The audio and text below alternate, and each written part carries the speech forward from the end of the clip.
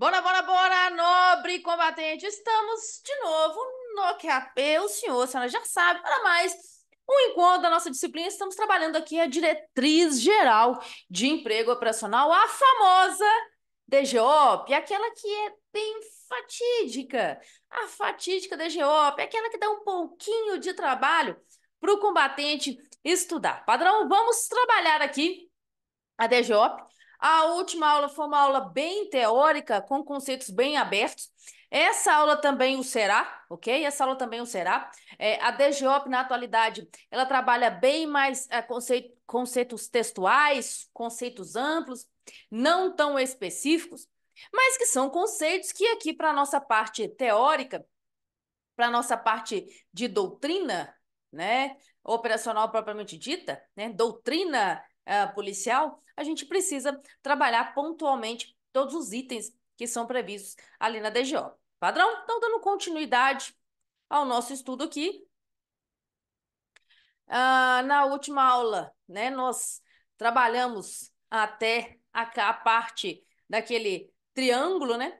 Aquele triângulo que trazia lá, né, para a gente a questão do diagnóstico, né, da intervenção aqui, modelo de prevenção criminal, padrão? Então, continuando aqui o nosso estudo, nós vamos falar da metodologia de solução de problemas. Há algum tempo, a Polícia Militar de Minas Gerais vem trabalhando essa temática de policiamento orientado para o problema. Policiamento orientado para o problema, tá? Qual que é essa lógica? O policiamento, né, para a solução de problemas, também conhecido como policiamento para a solução de problemas, é uma estratégia, né? E essa estratégia, ela tem o objetivo principal da adoção de medidas de caráter preventivo, e essas são direcionadas para os problemas recorrentes, tá? Essa estratégia, o policiamento orientado para o problema, ela busca atuar nas causas do crime, tá? Como forma de solução imediata de incidentes específicos e prevenção a médio e a longo prazo para crimes semelhantes em determinado território. Ou seja, é trabalhar de forma direcionada. Esse policiamento orientado para o problema, ele não trabalha, ele não é lançado aleatoriamente no terreno. Eu não lanço um policiamento aleatoriamente numa área de atuação. Eu preciso fazer o levantamento dos problemas que são reais na minha área de atuação. Os problemas de determinada companhia, obviamente, não serão os mesmos problemas de uma companhia X. Quando eu pego o exemplo de Uberlândia, por exemplo, 17º Batalhão, nós temos aqui a 170 CIA, que tem um dos principais problemas, que é a região do Lagoinha, com grande índice de usuários de droga, de crack. Tem muito Walking Dead lá na Lagoinha. Quando eu pego a região central, os meus problemas lá no 91 são mais relacionados ao grande fluxo de pessoas, terminal central, onde eu tenho a maior quantidade de fluxo de pessoas, onde os crimes contra o patrimônio, eles podem acontecer e eles acontecem com mais frequência. Quando eu pego a área da 158 CIA, eu tenho uma companhia com vários bairros, né? Vários bairros com baixo poder aquisitivo. Então, os problemas de lá são completamente diferentes dos problemas da 91 CIA, que são diferentes dos problemas da 170 CIA. Ou seja, eu trabalho, tá? Eu vou adotar medidas de caráter preventivo para aqueles problemas que eu tenho recorrentes ali. Ora, se eu tenho problemas recorrentes de furto no terminal central, quais estratégias que eu vou adotar para evitar o crime de furto?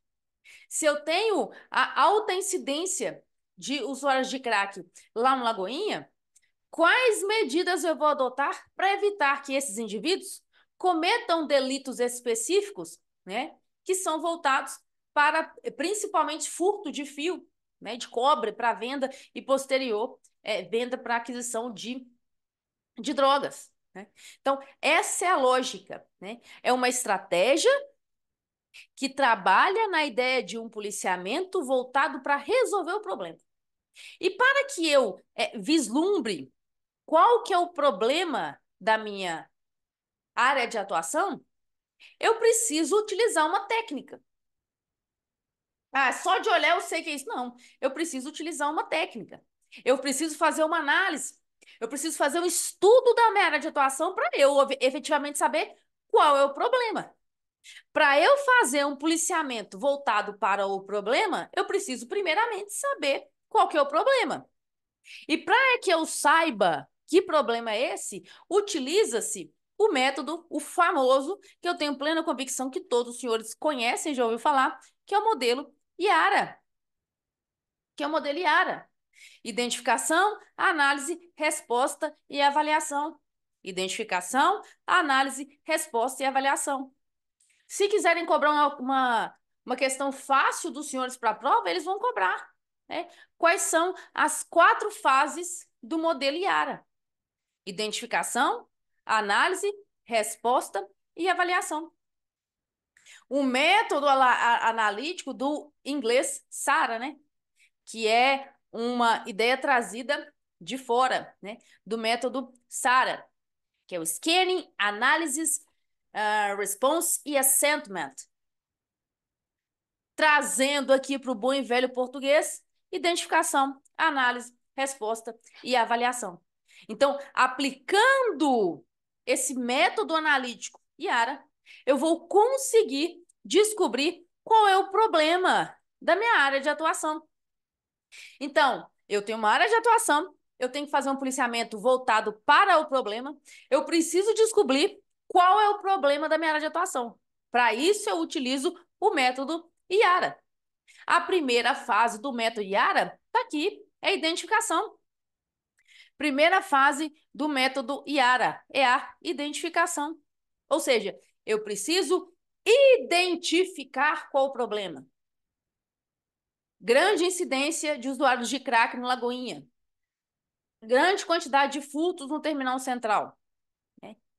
Então, trata-se de um processo para estabelecer as prioridades e definir o problema que será enfrentado. Né? Para definir esse problema, eu preciso de fontes confiáveis. Porque às vezes você vai lá no terminal central e aí você pergunta os usuários do ônibus ali na estação central, no terminal central, se eles acham que tem muito furto, eles vão falar, nossa, isso aqui tá um inferno, isso aqui tá forte de Gaza, tem furto demais aqui.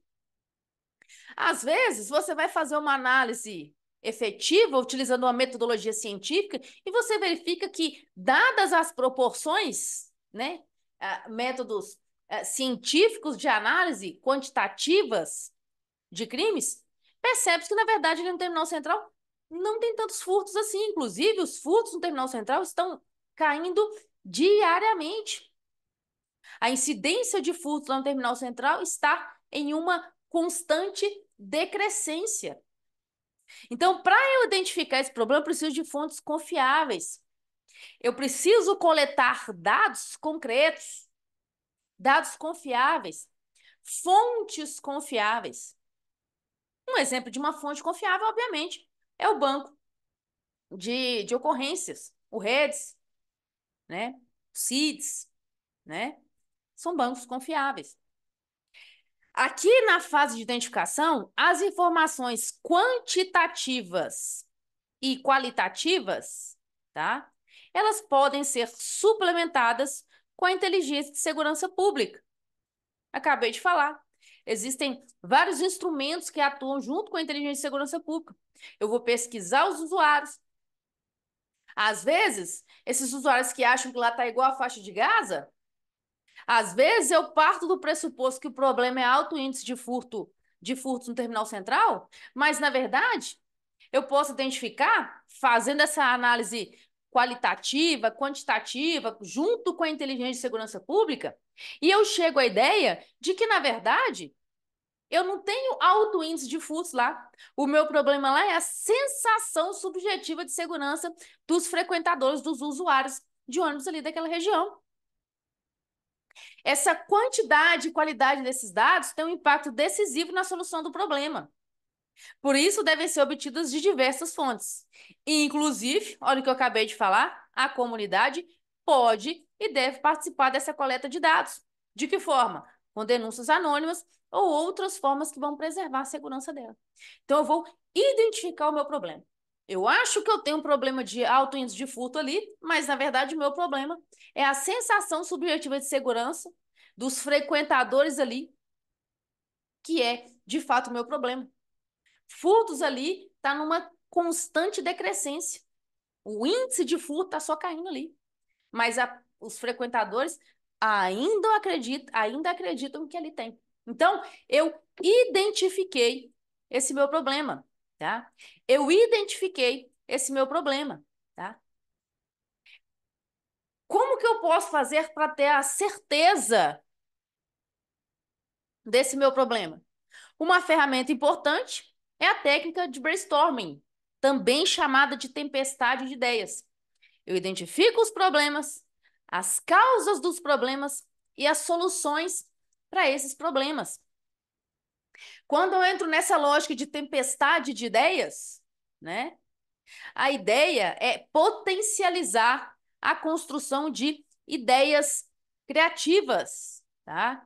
Potencializar a construção de ideias criativas, tá? Outra ferramenta é o diagrama de Pareto. O que o diagrama de Pareto vai me falar? Ele fala do 80-20. 80% dos resultados provém de apenas 20% das causas, problemas potenciais. Percebam? Quando eu pego a ideia do terminal central, eu estou trabalhando com a ideia do policiamento voltado para o problema. Eu comecei a aplicar o método IARA, que tem 4 fases. Eu estou na primeira fase, que é a identificação. Eu parti do pressuposto que o meu problema lá era furto, alto índice de furto a transeuntes. Após a minha identificação, eu cheguei à conclusão que, na verdade, não. Na verdade, o meu problema lá é a sensação subjetiva de segurança, porque os índices de furto estão caindo. As ações direcionadas para o furto estão sendo extremamente efetivas pelo policiamento preventivo, pelas RPs, pelas RPPs, né? Então, estou tendo ali um policiamento efetivo, mas a sensação de segurança está baixa. Eu vou trabalhar ali a tempestade de ideias. Por que esse povo está com a sensação de subjetiva de segurança? Por quê? Qual a solução que eu vou apresentar? Que solução que eu vou apresentar? Esse diagrama de Pareto aqui, senhores, de que 80% dos problemas são causados por 20% das causas, isso é um fato. Se você for lá no terminal central hoje, você vai perceber que tem especificamente duas crianças mesmo, são jovens, têm 11 anos de idade, hoje, que eu tô gravando essa aula no mês de junho aqui, duas crianças que têm 11 anos de idade, que são um verdadeiro demônio para os frequentadores ali. São crianças, não podem ser adotadas nenhuma das medidas restritivas de liberdade ou medidas socioeducativas previstas no Estatuto da Criança e Adolescente, então eles enlouquecem todo mundo que está lá. Então, 80% dos problemas de sensação de segurança do terminal central são causadas pelas duas pestes que lá estão. Eu não vou citar nomes aqui, obviamente, mas quem é aqui do 17º Batalhão conhece muito bem. Tem duas crianças lá. É nítido o diagrama de Pareto aqui. São essas duas crianças, às vezes se juntam com os adolescentes, uns outros adolescentes também imbecis, umas outras crianças também desprovidas de algum senso de racionalidade, e causam 80% dos problemas que ali estão. Né? Então, eu aplicando esse método de Pareto aqui, fica muito nítido isso. Isso é uma ferramenta para se identificar os problemas de determinada localidade. Então, eu identifiquei o problema. Olha, o meu problema é a sensação subjetiva de segurança no terminal central do centro de Belo Horizonte, de Uberlândia. Agora, eu vou analisar esse problema. Eu descobri qual é o problema, agora eu vou analisar esse problema. Uma resposta adequada não seria possível a menos que se conheça perfeitamente a causa do problema. Se são essas duas crianças que estão causando 80% dos problemas que têm relação direta com a sensação subjetiva de segurança, né? Eu preciso descobrir sobre as vítimas, os agressores e os locais onde existem problemas para que haja entendimento sobre o que está provocando esse problema. Os policiais perdão, e as lideranças comunitárias, eles vão aplicar um formulário, o formulário de causa e efeito, né? Que ele é adaptado para o contexto policial. Aquele formulário de causa e efeito que é adaptado para o contexto policial, né? É o formulário de diagrama de Ishikawa, causa e efeito. Olha, como é que eu vou fazer para evitar que essas duas sementinhas do mal aterrorizem, né? Eu estou analisando. Como é que eu vou evitar que as duas sementinhas do mal aterrorizem os frequentadores do terminal central? Eu estou analisando. Eu estou analisando, né? Eu vou chamar a comunidade, eu vou chamar os representantes ali do terminal central, vou chamar o conselho tutelar, vou chamar lideranças comunitárias, né? E vou fazer um formulário de análise desse problema. Posteriormente, eu vou criar feito esse formulário, eu vou criar uma resposta, tá? Eu vou ter uma resposta. Se eu sei qual é o problema, se eu sei qual é a causa do problema, eu preciso dar uma resposta, tá? Então, a fase de resposta corresponde ao desenvolvimento das ações adequadas para enfrentamento do problema, que foi claramente identificado e detalhadamente analisado. Para desenvolver as respostas adequadas, né, devem ser consideradas ações dirigidas aos agressores, ou seja, eu vou trabalhar no foco do problema, as duas crianças de 11 anos que causam esses problemas. Vítimas, local do fato. Eu vou aplicar o TAP, que é o Triângulo de Análise de Problemas. Eu já vi esse TAP, tá? Eu vou propor soluções criativas, né, para lidar com pelo menos dois lados desse triângulo. Que soluções criativas? Vamos sumir com essa... Não, não tem jeito, não dá, né?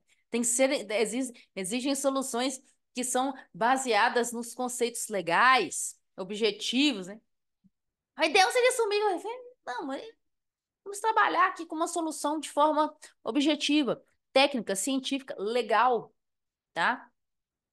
A chave para desenvolver respostas adequadas é certificar-se que as respostas são bem focalizadas e diretamente ligadas com as descobertas feitas na análise do problema. Ferramenta aqui da fase de resposta, tá? É a planilha 5W2H, tá? Ferramenta importante na fase da resposta é a planilha 5W2H.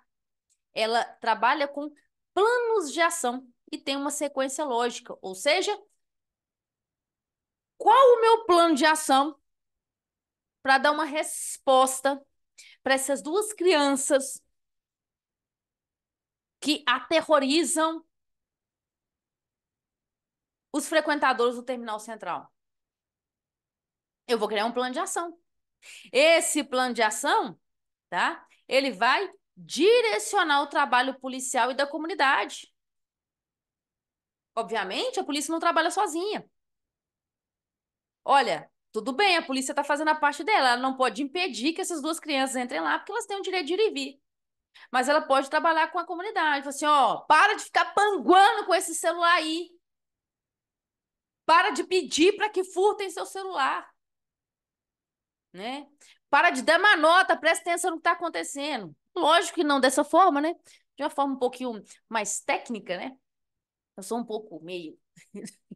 de forma um pouco mais técnica, mas é isso. Estabelecer um plano de ação de forma objetiva, tá? Objetiva. Feito eu identifiquei o problema. Eu analisei o problema, Iara, né? Identifiquei, analisei, resposta e a última fase, a avaliação.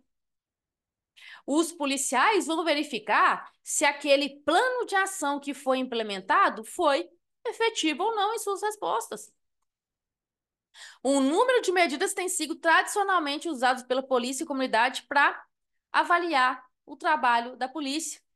Ou seja, número de prisões, nível de crimes relatados, tempo de resposta, redução de taxas, queixas dos cidadãos. Nesse caso, eu preciso fazer uma nova pesquisa com os frequentadores ali do terminal. A avaliação, senhores, isso aqui já foi questão de prova mais de uma vez e pode voltar a ser, tá? A avaliação é a chave para o método Yara. A avaliação é a chave para o método Yara. Guarda essa frase, que ela é muito importante, ela já caiu algumas vezes nas provas CRS e pode voltar a cair na sua prova. Então, a avaliação é a chave para o método Yara. Por que a avaliação ela é a chave para o método Yara? Por uma questão muito simples. Porque se as respostas não são efetivas, as informações reunidas durante a etapa de análise devem ser revistas. Portanto, a coleta de novas informações é necessária para que nova solução seja desenvolvida e testada. Quando o plano de ação é bem objetivo, ele facilita o trabalho de avaliação por todos os envolvidos no processo. Então, o policiamento orientado por problema, que trabalha com o método Yara, identificação, análise, resposta e avaliação, tá? Ele é um trabalho silencioso. Olha, a mídia, ela não vai falar para você que o seu plano de ação está sendo efetivo, não. A mídia não vai divulgar isso, não. A mídia quer divulgar. Adolescentes estão aterrorizando os frequentadores do terminal. Adolescentes furtam cartela de ovos e jogam nos frequentadores do ônibus tal.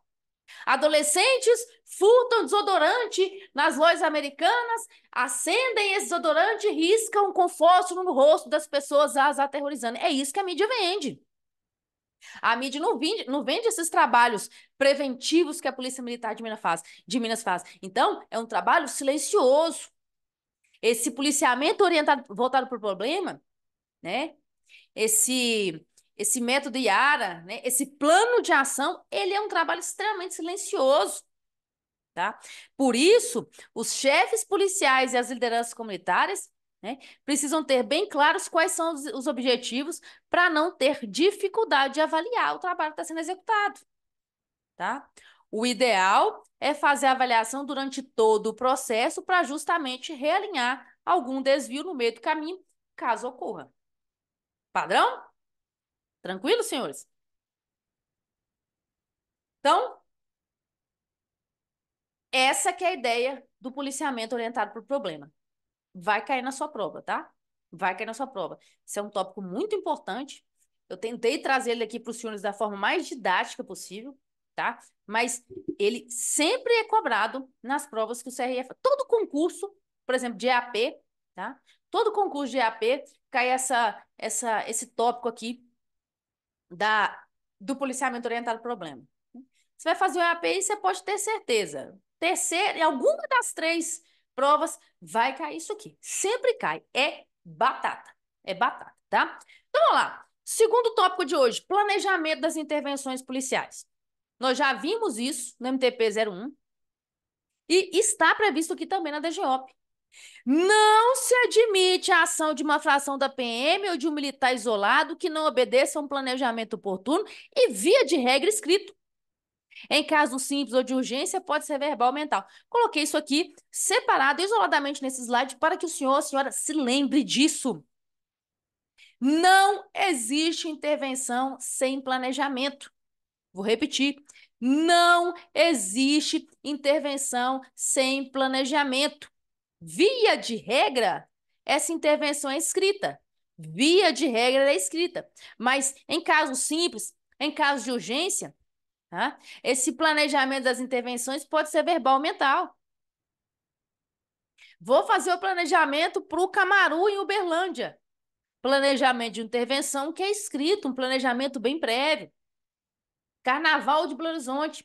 Vou fazer uma abordagem policial. Abordagem policial. Eu fiz um planejamento mesmo que mental ali no momento, na situação fática ali do que eu faria. Então, eu vou repetir. Não se admite a ação de uma fração da PM ou de um militar que não obedeça a um planejamento oportuno. Via de regra, é escrito. Via de regra, é escrito. Aí na sua prova, eu coloco assim, ó, todo planejamento de intervenções policiais deve ser escrito. Não, tá errado. Não tem esse extremismo aqui. Via de regra, geralmente, na maior parte das vezes, esse planejamento das intervenções ele é escrito, mas ele pode ser verbal, ele pode ser mental. Quando que o planejamento de uma intervenção vai ser mental, vai ser verbal? Em casos simples, em casos de urgência. Ó, tô rastreando um telefone e tal, não sei o quê, tem 3 viaturas. Ó, você vai por ali, você vai por ali, eu vou fazer o foco aqui. Ó, eu tô com os cães aqui, não entra na mata não, que o cachorro vai fazer isso aqui. Olha, tá tão vendo que tá tendo ali um planejamento que é verbal ali, no calor das emoções, na urgência do momento. Então tem um planejamento, tá? Então sempre deve haver um planejamento nas intervenções policiais, tá? Esse slide aqui tem típicas questões de prova. Esse slide aqui tem típicas questões de prova. Nesse planejamento, tá? Para empregar a tropa, são levados em conta fatores intervenientes básicos. Senhores, isso cai na prova. Isso é tópico de prova. E tem combatente que mistura o que é fator determinante, componente condicionante. Às vezes mistura porque nem leu, né? Nem estudou, né? Mas para emprego da tropa, no planejamento de emprego de uma tropa, devem ser levados os fatores intervenientes básicos. O que é aquele fator interveniente básico? Aquilo que é elementar. Aquilo que é elementar, tá? Emprego da tropa, serão levados 3 intervenientes básicos, que são os fatores determinantes, os fatores componentes e os fatores condicionantes. Se você fizer uma análise objetiva de cada um desses tópicos aqui, fica fácil matar uma questão de prova. O que é um fator determinante? É aquilo que vai determinar como vai ser minha ação. Tá? Ele vai determinar o emprego da tropa. É tipicidade, gravidade, incidência de ocorrências policiais militares, presumíveis ou existentes. Isso é um fator determinante. Eu vou planejar o emprego da tropa no policiamento de carnaval. Então, eu vou planejar o emprego da tropa no policiamento de carnaval. Então, eu vou verificar os intervenientes básicos. Fatores determinantes. Tipicidade. Quais crimes que são comuns no carnaval? Crimes contra o patrimônio. No carnaval, no carnaval, esses crimes contra o patrimônio são mais de furto ou mais de roubo? Ah, são mais de furto. Então, gravidade. Incidência de ocorrências policiais militares. Qual que é a maior incidência de ocorrências? Furto de celular. Então, isso são fatores determinantes. Furto de celular no carnaval. Fator determinante. Como que eu vou empregar minha tropa pensando que a maior parte dos crimes é de furto de celular que ocorre contra os foliões que estão ali naquele evento? Eu preciso verificar também os fatores componentes, ou seja, que compõem a atuação policial. Custos, espaços a serem cobertos, mobilidade, possibilidade de contato direto, objetivando conhecimento do local de atuação e redicionamento, autonomia, facilidade de supervisão e coordenação, flexibilidade, proteção do PM. Por que que no Carnaval de Belo Horizonte, então, fatores determinantes, já sei, já sei. Carnaval de Belo Horizonte, maior incidência, furto de celular de foliões que estão andando. Como que eu vou fazer esse planejamento do emprego da tropa aqui? Olha, proteção do PM, ó, todo mundo vai usar capacete de proteção. Todo mundo vai usar o colete verde para se identificar. A gente está no meio de um carnaval. Está no meio de um carnaval. Todos vão ser identificados com o colete reflexivo. Mobilidade. Como é que eu vou ter essa mobilidade?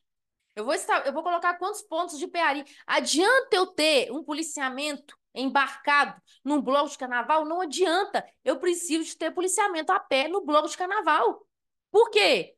Porque isso é um fator componente. Eu preciso pensar na mobilidade do policial ali. Se eu estou preocupado com o furto de celular nos blocos, eu preciso de ter policiais fazendo policiamento a pé para ter acesso a esse bloco, para ter mobilidade, para ter possibilidade de um contato direto com os foliões ali, para ter autonomia. Eu preciso de ter rádios comunicadores. O PM tem que ter proteção. Então, isso é um fator componente. E um fator condicionante? Local de atuação, características físicas e psicossociais, clima, dia da semana, horário, disponibilidade de recursos. Condiciona o emprego da tropa. Ah, no carnaval vai ter o baile, o baile da Catialanga doida lá no Morro das Pedras. Vai ter o baile da Catialanga doida lá no Morro das Pedras. Eu vou empregar a tropa ali. Quais são os fatores determinantes? Tipicidade ali. Ali o problema já não é furto de celular. Ali é tráfico de drogas, ali é homicídio, ali é alto índice de pessoas com armamento pesado. Como é que eu vou ter a mobilidade de policiais militares, um policiamento a pé ali? Fator condicionante, local de atuação, características físicas, é morro. Característica psicossocial. Esse pessoal quer policiamento caracterizado no baile da Catilanga doida. Eles querem que não tenha polícia de jeito nenhum lá. Então, percebam que no planejamento para o emprego da tropa devem ser levados esses três componentes. Determinantes, tipicidade, gravidade. Componentes, custo, espaço, mobilidade, autonomia, proteção do PM. E o condicionante, ou seja, que condiciona a atuação policial militar ali. O local de atuação, as características. Aqui eu tenho várias possibilidades de questões de prova.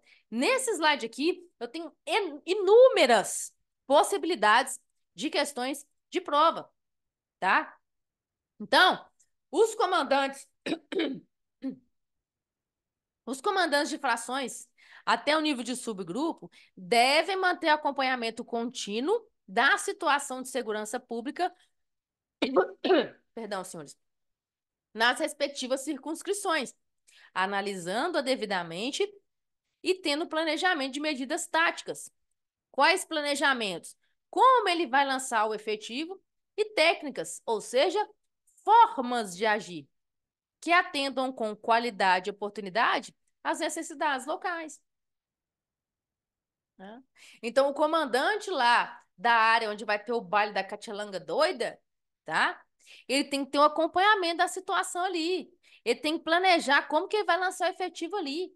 Que técnica, como ele vai agir ali, tá? E ele tem que dar essa resposta com qualidade e oportunidade. Sempre, tá? Em qualquer ação, frase extrema verdadeira, o policial militar deverá estar bem instruído, utilizar adequadamente os meios disponíveis, principalmente armamento e equipamento, e receber ordens claras que devem ser resumidas em documentos pertinentes. Afinal de contas, o óbvio sempre tem que ser dito.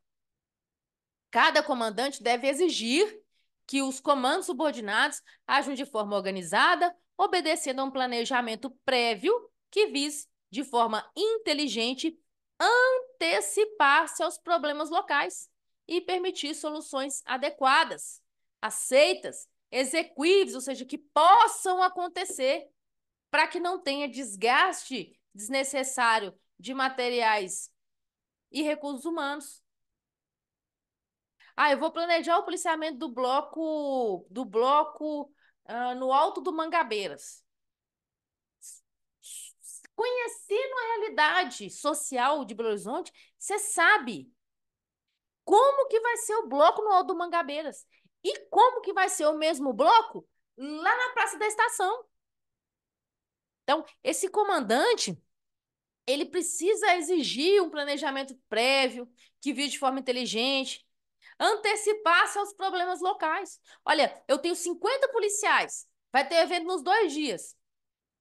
Então, eu vou colocar 75 lá na Praça da Estação e 25 lá no Mangabeiras. Por quê? Porque a Praça da Estação tem metrô, tem ônibus, tem acesso, é um local popular, é centro da cidade.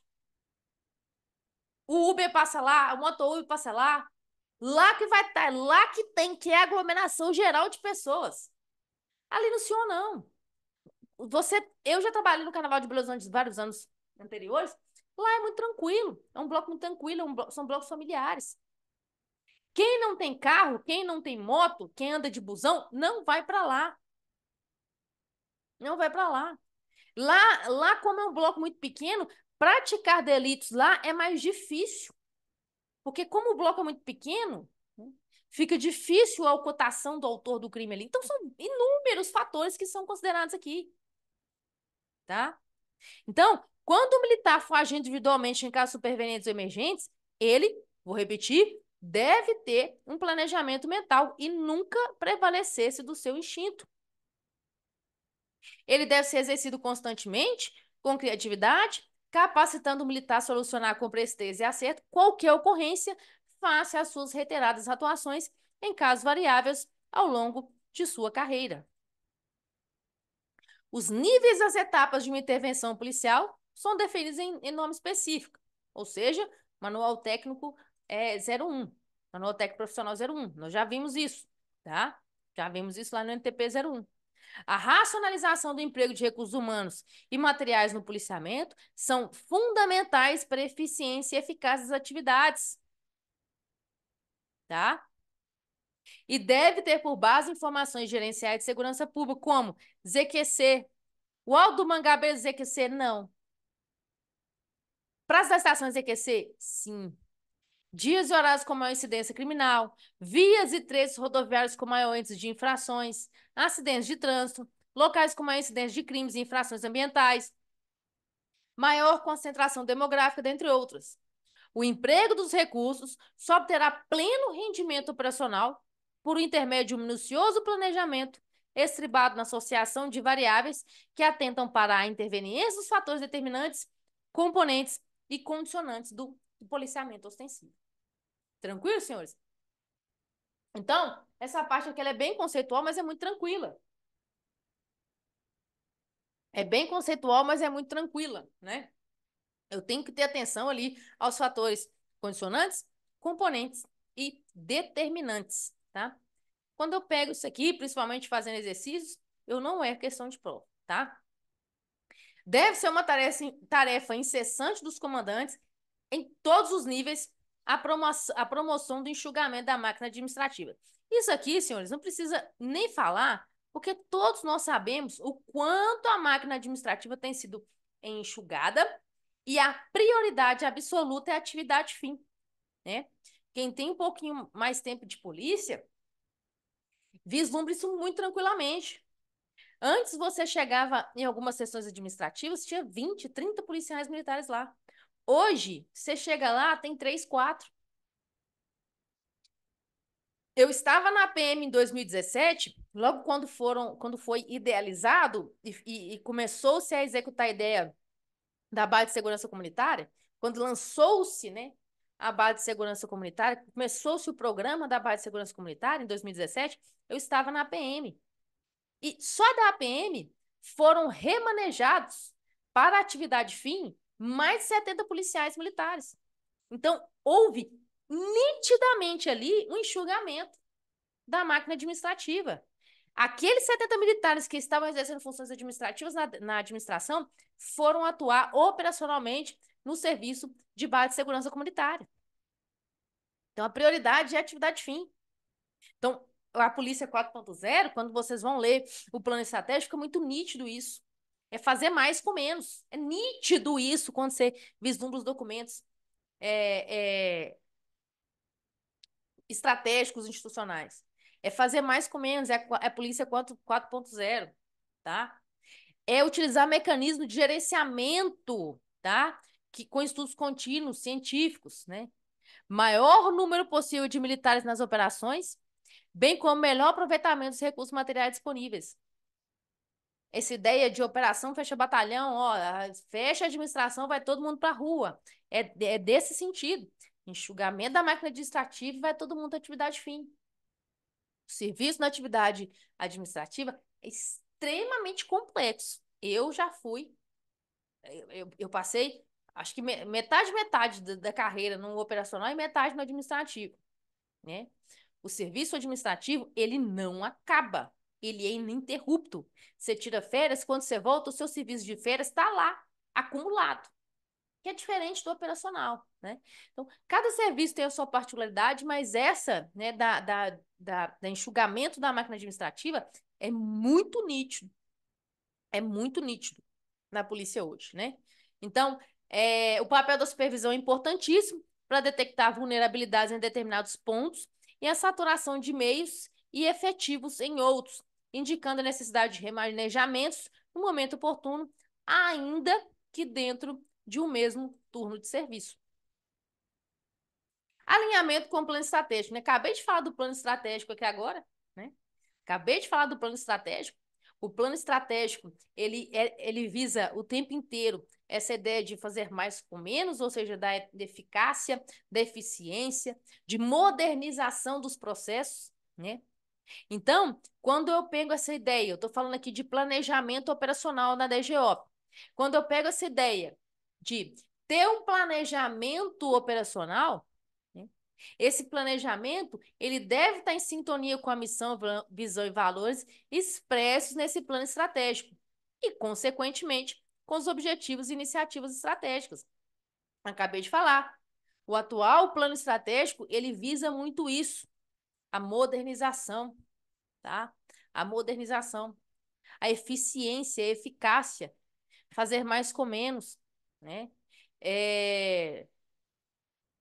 Eu sou da época que tinha lá um primeirão, um primeiro sargento que revezava com outro primeiro sargento e com um sub para abastecer viatura.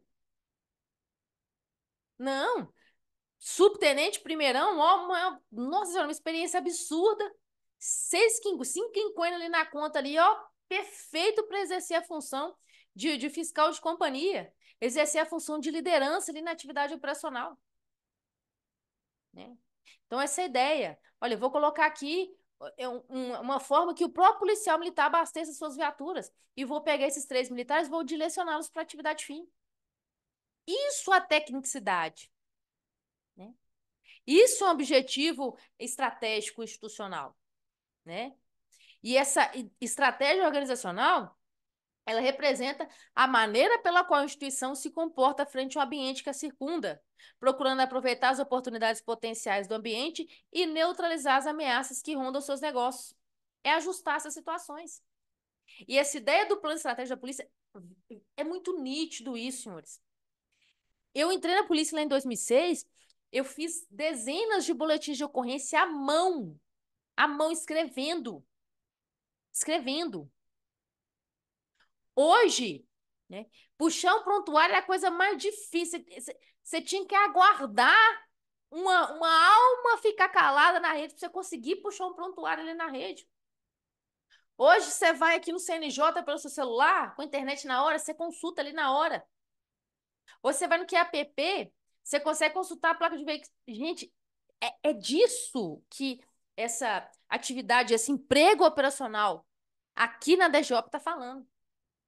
Ajustar-se às situações, tá? Ajustar-se às situações.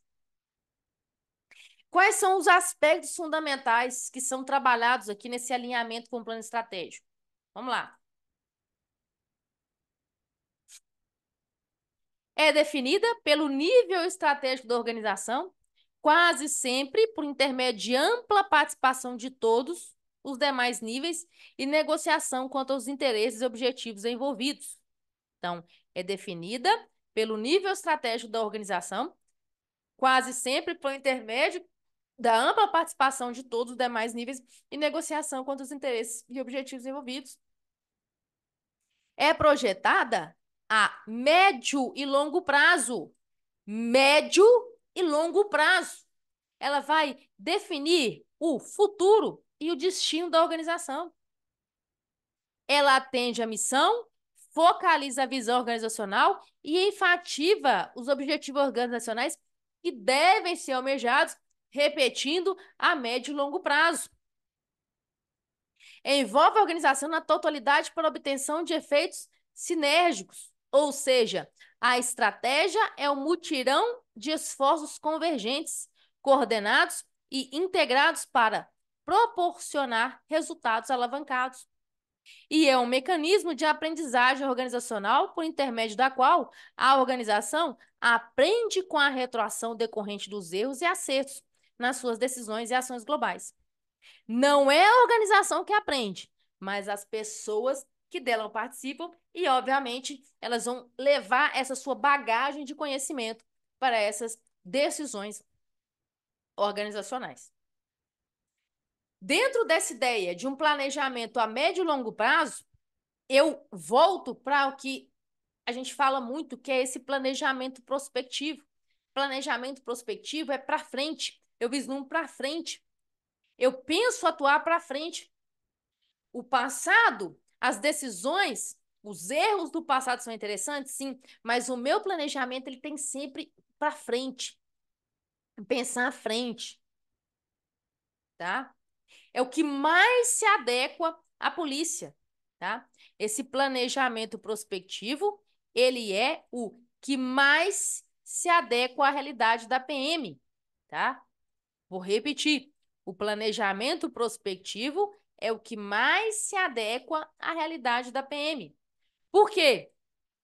Porque ele se volta para contingências do futuro da organização. As decisões são tomadas visando compatibilizar os diferentes interesses envolvidos por intermédio de uma composição capaz de levar resultados para o desenvolvimento natural da instituição e ajustá-las às contingências que surgem no meio do caminho. O planejamento prospectivo, obviamente, é o contrário do planejamento retrospectivo. O que é um planejamento retrospectivo? Olha, Fenícia, vou fazer um planejamento retrospectivo. Quando eu entrei na polícia, eu falei que financiei um carro em 48 vezes. E eu vi que isso é merda, isso dá ruim, isso é uma bosta. Eu perdi dinheiro demais. Eu não vou fazer isso mais. Agora eu vou ter um planejamento prospectivo. Eu vou ter um planejamento prospectivo, ou seja, daqui para frente. Em vez de financiar um carro em 48 vezes, eu vou fazer um consórcio. Eu vou fazer um consórcio em 48 meses. Pode ser que eu pegue um carro um pouco antes, mas o carro que eu já tenho eu vou usar de lance nesse e eu vou pegar o carro antes pagando um valor muito menor. Ou seja, isso é um planejamento para frente, prospectivo, né? Retrospectiva é pensando no passado, mas a polícia ela trabalha com a ideia de futuro, planejando-se para o futuro, tá? O planejamento retrospectivo, ele elimina as deficiências localizadas no passado, né? Sua base é a adesão ao futuro, ou seja, ajustar-se às novas demandas, tá? Então, planejamento na PM é prospectivo, ou seja, para frente, para um futuro, tá? Adequar-se ao futuro, pensar no futuro, pensar nas próximas possibilidades vigentes, tá? Em todos os casos, o planejamento consiste na decisão antecipada de decisões, na tomada antecipada de decisões. Decidir agora o que fazer antes que ocorra a ação necessária. Não é prever decisões que são tomadas no futuro, mas sim tomar decisões que vão produzir efeitos e consequências futuras. Tá certo? É bem isso, né? Não é, como te falo assim, ó, não se trata de previsões das decisões que deverão ser tomadas no futuro, mas sim tomar decisões hoje para ter os efeitos dessas decisões no futuro, ok?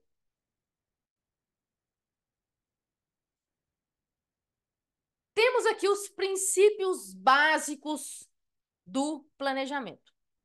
Esses princípios básicos do planejamento eu vou trabalhar com vossas senhorias no próximo bloco. Até lá!